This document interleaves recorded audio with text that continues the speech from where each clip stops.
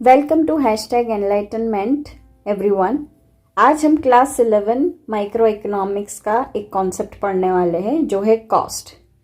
अब इस कॉन्सेप्ट के अंदर हमें क्या ध्यान रखना है बच्चों के, यहाँ पर हम प्रोड्यूसर पॉइंट ऑफ व्यू से देखेंगे कि प्रोड्यूसर के क्या क्या कॉस्ट होते हैं। ठीक है, so let us start. It refers to the expenditure incurred by a producer on the factors as well as non-factors inputs for a given output of a commodity। अब इसका मीनिंग क्या है? इसका मीनिंग ये होता है कि प्रोड्यूसर, मान लेते हैं कि हम यहाँ पर एक प्रोड्यूसर है जो गारमेंट्स बना रहा है। अब वो गारमेंट्स बनाने से पहले उसे एक फैक्ट्री चाहिए, ठीक है, वो लेबर हायर करेगा, वो सारी चीज़ें स्टडी करेगा, तो ये सब फैक्टर्स ऑफ प्रोडक्शन है।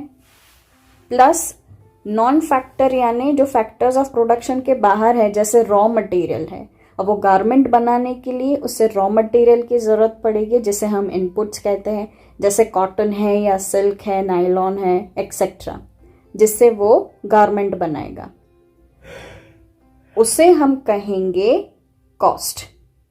ठीक है, अब यहाँ पर जो उसने ये प्रोडक्शन करने के लिए खर्चा किया है और ये प्रोडक्शन करने के लिए जो उसने चीज़ें जाने दी है, सेक्रीफाइस की है, वो भी उसकी कॉस्ट बनती है। इसीलिए टोटल कॉस्ट को हम कहेंगे कि टोटल कॉस्ट के अंदर भी दो कॉस्ट है, वो है explicit cost plus implicit cost. अब ये क्या है, आगे पढ़ते हैं। पहले हम पढ़ेंगे एक्सप्लिसिट कॉस्ट के बारे में। एक्सप्लिसिट कॉस्ट का मीनिंग ये होता है कि कोई भी खर्चा करता है प्रोड्यूसर प्रोडक्शन के लिए, तो उससे पहले रॉ मटेरियल की ज़रूरत पड़ती है, ठीक है, प्लस उसे लेबर की ज़रूरत पड़ती है। अब ये जो सारी चीज़ें हैं उसे मार्केट से परचेज करनी पड़ती है या हायर करनी पड़ती है, सर्विस अवेल करनी पड़ती है, ठीक है। उसके पास ये चीज़ें पहले से नहीं हैं तो वो उसे परचेज कर रहा है, तो इसीलिए इसे हम एक्सप्लिसिट कॉस्ट कहेंगे। Example, payment of wages to hired workers. यहाँ पर हायर्ड वर्कर्स दिया है, इससे ही पता चल जाता है कि ये मार्केट से वर्कर्स को हायर कर रहा है और वो वर्कर्स के सर्विस के बदले उन्हें वेजेस दे रहा है। क्लियर?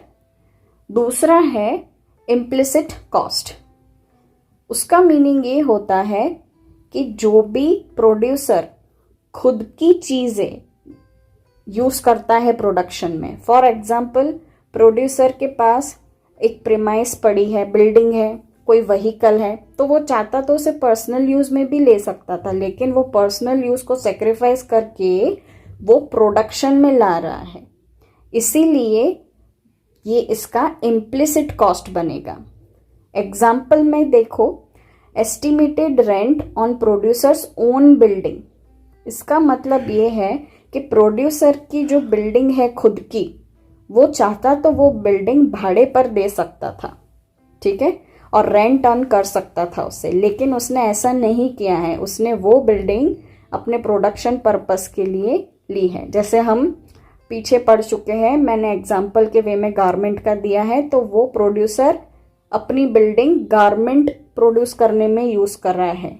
क्लियर? तो वो इम्प्लिसिट कॉस्ट बनेगा। नाउ स्टूडेंट्स, एक बहुत ही इंपॉर्टेंट चीज़ आपको ध्यान में रखनी है। इकोनॉमिक्स में कॉस्ट मतलब अपॉर्चुनिटी कॉस्ट होता है। अब अपॉर्चुनिटी कॉस्ट क्या होता है? अपॉर्चुनिटी कॉस्ट का मीनिंग ये होता है कि जब भी कोई एक्टिविटी करने के लिए सेक्रीफाइस किया जाता है उसे अपॉर्चुनिटी कॉस्ट कहते हैं। हम यहाँ पर एग्जाम्पल के वे में लेते हैं कि मान लो कि आप कोई फ़ोन परचेस कर रहे हो, तो फ़ोन परचेस करते समय आपको बहुत सारे ऑप्शंस मिले थे, सैमसंग, आईफोन, ओप्पो, वीवो। आपने आईफोन सिलेक्ट किया। अब आईफोन सिलेक्ट करने की वजह से आपने दूसरे ऑप्शंस को जाने दिया, सेक्रीफाइस किया, सैमसंग का, ओप्पो का, वीवो का, वो भी आपका कॉस्ट बनता है, इसीलिए हम उसे अपॉर्चुनिटी कॉस्ट कहते हैं। क्लियर? और जैसे मैंने आपको पीछे समझाया कि प्रोड्यूसर अपनी खुद की चीज़ें भी पर्सनल चीज़ें भी बिजनेस में ले आता है, इसीलिए वो भी इन्वॉल्व होती है कॉस्ट के अंदर। Okay, this is the reason opportunity cost means the total sacrifice involved in undertaking that activity. So as per producer point of view, the sacrifice involved in producing a given amount of output includes explicit cost and implicit cost of production, जो मैंने आपको पीछे already समझा दिया है।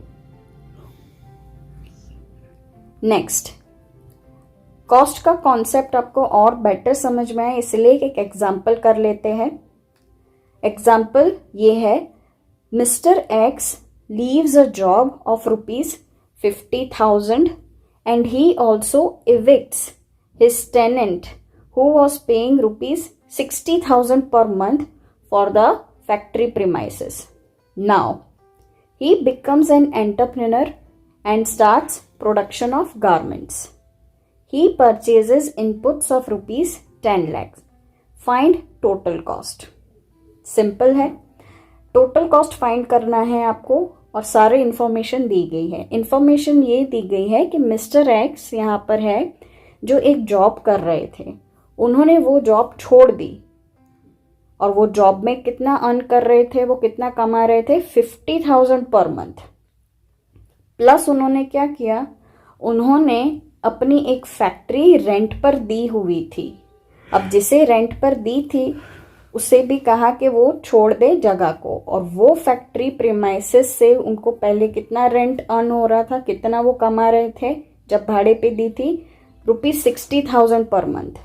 अब वो ही factory premises उन्होंने खुद ली है गारमेंट्स बनाने के लिए, ठीक है। और वो गारमेंट्स बनाने के लिए उन्होंने कितना रॉ मटेरियल यानी इनपुट कितना परचेज किया है, 10 lakhs का। हमें टोटल कॉस्ट फाइंड करना है। जैसे मैंने आपको अभी थोड़े टाइम पहले बताया कि total cost is equal to opportunity cost होता है, मतलब explicit plus implicit cost.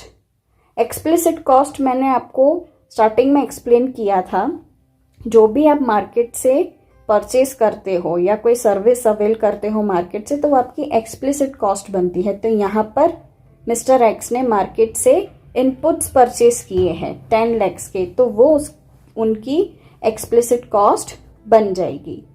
Implicit cost जैसे मैंने आपको बताया कि पर्सनल यूज को सेक्रीफाइस करके जब हम प्रोडक्शन एक्टिविटी में कोई चीज लाते हैं तो वो इम्प्लिसिट कॉस्ट बनती है।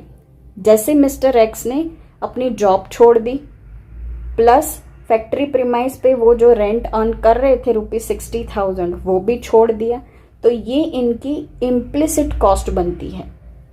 तो 50,000 प्लस 60,000 कितना होगा, 1,10,000। ओके, 1,10,000। तो अब हमारा टोटल कॉस्ट क्या होगा, 10 lakh प्लस 1,10,000, दैट कम्स टू 11,10,000। ठीक है बच्चों, तो यहां पर हमारा कॉस्ट का कॉन्सेप्ट फिनिश होता है। आई होप आपको ये समझ में आया होगा। समझ में आया है तो प्लीज सब्सक्राइब कीजिए, शेयर कीजिए और बेल आइकन को प्रेस कीजिए। Thank you so much.